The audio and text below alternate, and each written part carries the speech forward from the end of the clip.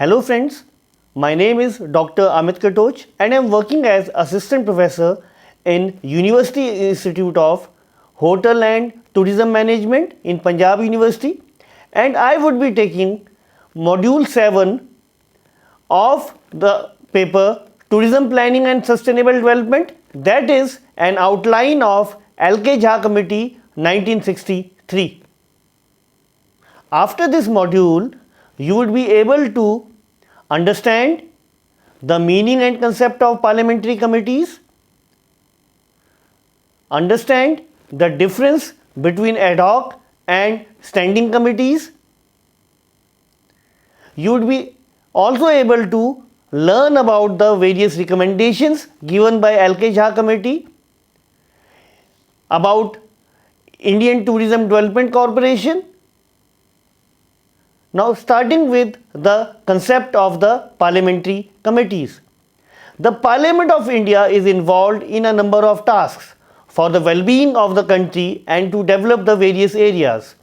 Their sizable work is being done by the parliamentary committees, whether it is Lok Sabha or Rajya Sabha. Their work, terms of office, tasks or processes for doing the work assigned to them are generally similar or change with marginal variations. They are controlled by the rules or regulations made under the Article 118(1) of the Constitution and guidelines issued by the Rule 389 of the Rules of Procedure and Conduct of Business in the Lok Sabha. All these parliamentary committees can be broadly categorized into two types, that is the ad hoc committees and the standing committees. They are different from each other, whether it is the term, functions or the nature of the committees. The functions of the parliament, whether Lok Sabha and Rajya Sabha, are very comprehensive and also significant. Therefore, the time required for all these functions is very inadequate. Hence, parliamentary committees are constituted to deal all sorts of these issues. Permanent committees. These committees are permanent in nature and are long lasting. These committees are formed for a longer period of time or duration. The main purpose of these committees are to take certain decisions and form various policies for the attainment of different objectives set by them. The standing committees comprehensively evaluate the statutes or laws given by the legislature and vote on amendments to bills. These committees are the legal or legislature bodies which review the policies by minutely seeing the vital aspects required, holding expert hearings and examine the substantial proofs, and then making suitable changes in law, rules or statutes. Then the bills that are cleared or permitted by these standing committees, they finally go to the Lok Sabha or Rajya Sabha for deliberations. Ad hoc committees. An ad hoc committee is a committee formed for a specific purpose or task and is dissolved or removed after the successful completion of the task or work or achievement of the objectives. The sole purpose of the committee is to fulfill or achieve the goals for a particular task, and at the end of the completion, the committee is dissolved. In other words, an ad hoc committee is a committee formed by the government or other organizations for a specific purpose or tasks.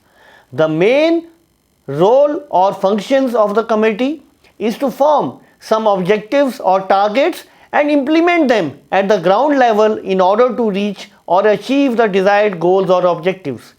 This committee is dissolved or removed after the successful completion of the task or the work or achievement of the objectives, and the most of the committees other than the standing committees are ad hoc in nature or are of ad hoc type. The ad hoc committees are further of two types. The first category of ad hoc committee is constituted by the houses to investigate, inquire and inform, report on particular subjects such as stock, market scam, Bofors contract and drafting of 5-year plans. While the second category, that is the joint or select committees, are appointed to deliberate and inform on particular bills. Some examples of such committees are the Business Advisory Committee, the Business on Private Members Bills and Resolutions, Select Committee on Bills, the Committee on Petitions, the Estimate Committees, etc. Now, coming to the conclusion of these parliamentary committees, these parliamentary committees are large in structure and suggestive recommendatory in nature. They are not obligatory, but Prime Minister being a chairman of these committees makes a great difference in their acceptance and effectivity. The basic motive of these committees is to make the young members of parliament experienced, trained, and to make them comprehend the dynamics of democracy.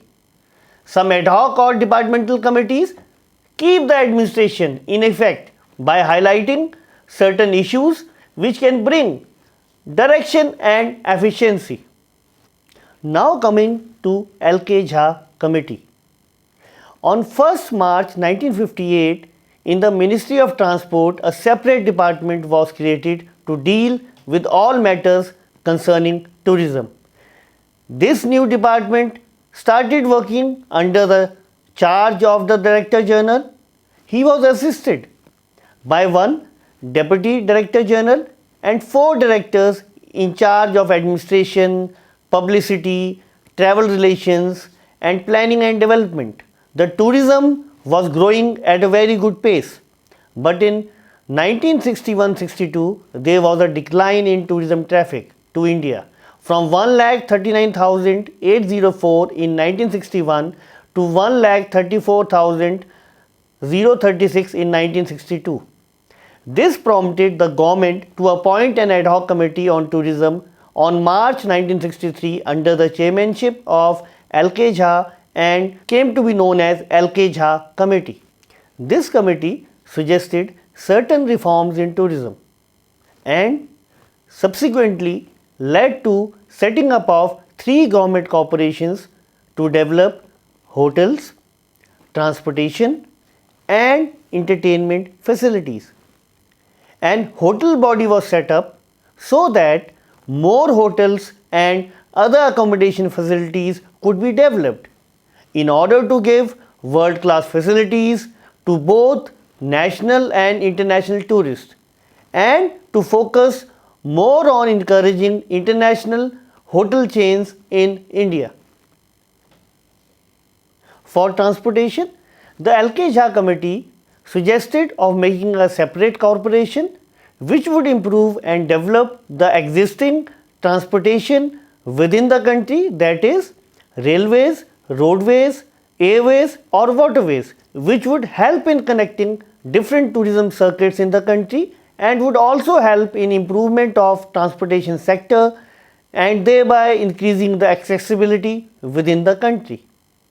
For entertainment facilities, in order to improve the entertainment facilities, the L.K. Jha Committee suggested to form a separate corporation which would look after the improvement and development of entertainment facilities like shopping malls, cinema hall, nature park, water parks, sound and light shows at various monuments.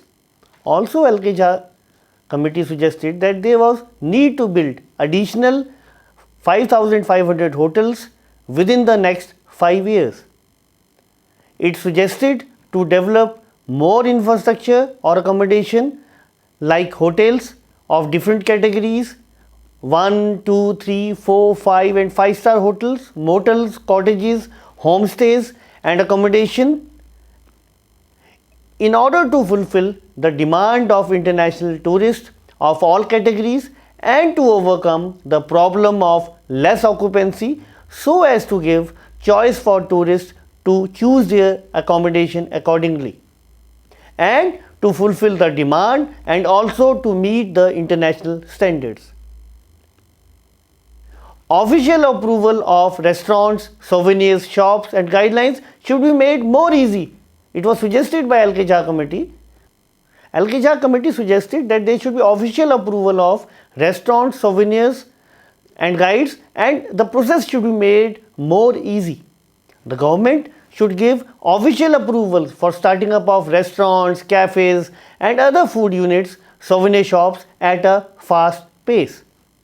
And guide license should be made easy and simple. Less formalities should be there to start a small business or enterprise. Also, the demand of various tourists traveling from abroad to various parts of the country should be given enough choices to the tourists at different tourist destinations throughout the country. Also, more encouragement should be given to international food chains and language speaking guides and other international brands so as to meet the demand and to fulfill the international standards. Also, there should be provision of shopping and entertainment facilities. LK Jha committee also made provisions for improvement and development of shopping areas, malls and other entertainment facilities like nature parks, pubs, fun parks, casinos, cinemas, etc., keeping in mind to overcome the demand of leisure tourists. In order to maintain a sufficient shopping and entertainment facilities, certain provisions were also suggested by the committee. There should be improvements of facility at airports, improvement of various facilities like restaurants, cafes, proper toilets, lobby, small shops, waiting areas at various airports throughout the country should be kept in mind in order to match the world-class standards. Also, there should be provision of adequate connectivity by Indian Airlines. According to LK Jha committee, the focus should also be to improve the professional level of the Indian Airlines, which would help in improving the connectivity with other parts of the world and accessibility in the country, so that we are able to organize a safe travel for tourists traveling to India or outside. Integrated development of few selected tourist centers was also suggested by this committee. The committee suggested to open tourist center at all major tourist destinations, which would help in providing services and information to tourists about the various attractions and things to do at different tourist attractions, and tourists would get correct information and quality services. Also, LK Jha committee suggested to increase tourist publicity. There is a need for tourism publicity both at national and international level. So, proper steps should be taken in marketing and promotion of India as a destination for around the year at global level. So, tourism products like heritage, culture, customs, geographical features, cuisines, dance forms, music, etc. should be showcased through various tools like print media, social media, TV commercials, by organizing different events which could help to cater more number of domestic and international tourists. Also, training of immigration and customs staff should be done. Proper facilities for training of immigration and customs staff should be encouraged so as to develop world-class immigration facilities and customs staff in the country. Also, according to the committee, there should be the stoppage of leakage of foreign exchange. There should be a check on leakage of foreign exchange earnings from international tourists. Certain committee should be formed who can keep an eye on the leakage and maintain a stoppage on these practices. LK Jha committee suggested of establishing a standing committee of main departments of the government dealing with tourism for reviewing adequacies. There should be establishment of a standing committee for all departments of the government dealing with tourism, which would be responsible for reviewing various problems and adequacies arising in the tourism industry. And as a result, in the year 1965, a high-level coordination committee was appointed to implement the recommendations of the Jha Committee in the tourism industry. 3 separate corporations were set up in India to tackle the problems arising, which were as follows. Number 1, Tourism Corporation Limited (TCI) was established. It was set up to look after the various tourism happenings in the country. Their role and responsibilities was to set up certain standards, rules and regulations for tourism related activities in the country and look after the problems arising in the industry. Second corporation which was formed was Hotel Corporation of India Limited (HCIL). Hotel Corporation of India Limited was set up in order to look after the hospitality sector within the country. Their responsibility was to set up certain standards and set up rules and regulations which are to be maintained or followed by each hotel in the country, and also look after the malpractices which are happening in the hospitality industry. Third corporation which was set up was India Tourism Transport Undertaking Limited. India Transport Undertaking Limited was established in order to fulfill the demand for the transportation, that is airways, roadways, railways, waterways in the country, and their role was set up to make certain rules and guidelines which are to be followed by all, and also to maintain certain standards and try to overcome the various malpractices which are affecting the transportation sector. But somehow, due to some problems and poor coordination, all these 3 corporations failed to maintain the standards, and lately all of these corporations were amalgamated into a single corporation with effect from 1st October 1966. The new corporation was called Indian Tourism Development Corporation Limited. ITDC was established in October 1966 and has been the prime mover in the progressive development, promotion and expansion of tourism in the country. Broadly, the main objectives of the corporation are to construct, take over and manage existing hotels and market hotels, beach resorts, traveler lodges, restaurants, to provide transport, entertainment, shopping and conventional services, to produce, distribute tourism publicity material, to render consultancy cum managerial services in India and abroad, and to carry on the business as fully fledged money changers FMMC, to provide innovating, dependable and value for money solutions to the needs of the tourism development and engineering industry, including providing consultancy and project implementation. In order to build this organization, that is ITDC, rupees 75 crores outlay was taken, and the paid up capital as on 2005 was rupees 67.52 crores. 89% of the paid up capital is in the form of equities under the name of President of India. The corporation is running hotels, restaurants at various places for tourists besides providing transportation facilities. In addition, it is also involved in production, distribution and sale of tourism publicity literature and providing entertainment and duty-free shopping facilities to the tourists. The corporation has diversified into new avenues, innovative services like fully fledged money changer services, engineering related consultancy services, etc.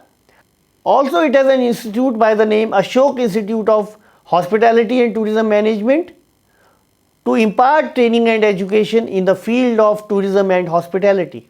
Presently, ITDC has a network of 8 Ashok Group of hotels, 6 joint venture hotels, 2 restaurants including 1 airport restaurant, 12 transport units, 1 tourist service station, 37 duty-free shops at international as well as domestic customs airports, 1 tax-free outlet and 2 sound and light shows in Delhi. Besides, ITDC is also managing a hotel at Bharatpur and a restaurant at Kosi on behalf of the Department of Tourism. In addition, it is also managing catering services at Western Court, Vigyan Bhavan, Hyderabad House and National Media Press Center at Shastri Bhavan, New Delhi. Now I would like to summarize the whole module. Alkeja Committee focuses on development of various sectors like transportation, accommodation, entertainment facilities in order to meet the expectations of the international tourist traveling to India. The focus has been to overall develop accommodation, transport, entertainment facilities, airports. Alkeja Committee also gave suggestions for promotion of India as an all-around destination in overseas market. They also recommended or suggested for the establishment of 3 corporations, that is Tourism Corporation Limited, Hotel Corporation of India Limited, Hotel Corporation of India Limited for the development of tourism industry. Though later on there were some problems and poor coordination amongst these 3 corporations, these organizations did not seem to be working well and failed to maintain the overall standards. And lately all these were amalgamated to form a single body. Started working from 1st October 1966, the new corporation was called India Tourism Development Corporation Limited. Since the establishment of ITDC, it has been playing a crucial role in the development of hotels, resorts, providing transport, entertainment, shopping and conventional services, and also acting as consultancy cum managerial agency in India and abroad. And surely this organization is playing a crucial role in marketing and promotion of tourism. That's all from this module. Have a good day.